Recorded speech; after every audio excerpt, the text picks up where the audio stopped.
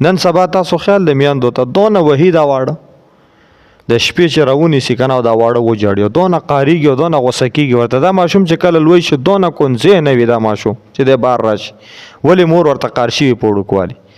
بیا چې کله دا ماشوم معاشرې ته بهر راوځي دونه غوسناک وي دی ولې غوسناک مور ورته قاریږي چې راونیسي بس راباندې کې پې دونه ووایي مه وهه بیا یې وایي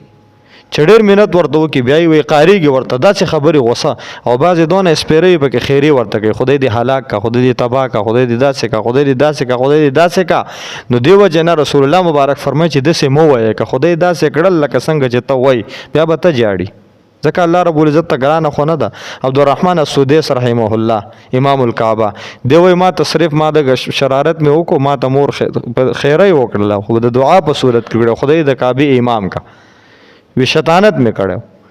مور سره مې وړی هغه ګل ما ورته مالګه پکې اچولې وه یا نور څه میلمنو دپاره خوراک یې پخ کړی و شګه مې پکې اچولې وه نو ما ته مور وی چې خدای دې د کعبې امام کوي خدای د کعبې امام کړم د مور په دعا الله هم قبلوي د مور دعا هم قبلوي تاسو ته ما ویلي دوه دعاګانې او بد دعاګانې داسې دي چې د هغې په مابین کې الله رب العزت پردې نه دي ساتلي بس ډایرکټ قبلیږي د مور د خپلو بچو دپاره دعا او د مور د خپلو بچو دپاره بد دعا یعنې مور او پلار دواړو او د مظلوم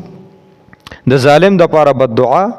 دا الله رب العزت نه رد کوي او چې کله مظلوم سره څوک حمایت وکړي د هغه د پاره چې د دعا وکړي هغه هم خدای بیا نه رد کوي چې مظلوم یو ته ورسره یعنی حمایت ولا وکړي هغه ظلم نه اخلاص کړي یا ورسره مرسته وکړي نو خدای الله رب العزت هغه دعا هم نه رد کوي چې د ستا د پاره وکړي نو خیر یې کوي او بیا چې کله دا ماشوم لوی شي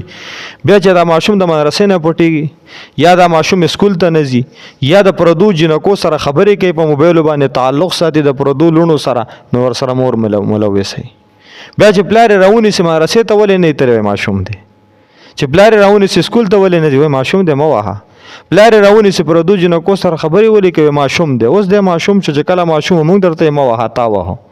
اوس چې کله دی غټ شو د وهلو شو د تربیت شو شریعت حکم رالی پلار ته وایي چې اوس یې ووه نو چې اوس پلار ور تربیت کوي اوس یې مور په طرف ته نو د مدرسې نه مور وویسته د اسکول نه مور وویسته په ګډو وډو چې سر که دا مور نو یو پلار خپل ماشوم رانیولی و واقعا مې هسې ذهن ته راله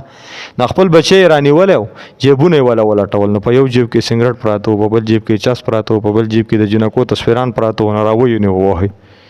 نو چې سم یې وغوربو نو دی وایي چې زما پلار زما خبره واوره وایي ستا څه خبره به زه واورم دا دونه ارامېتوبونه کوي تا ته ما دا شیزونه ښودلي بیا یې راونیو سم یې ووه نو چې زما یوه خبره واوره نو بیا ورته یې څه دې واورمه بیا یې راونیو چې څلور پنځه پیرې یې داسې سم وغوربو نو مور ورته وي وی ظالمه دا خبره خو یې واوره که نه چې څه وایي درته دا خبره خو یې واوره وي زه به یې څه خبره واورم چې دا دونه ارامېتوبونه یې په جیب کې پراته دي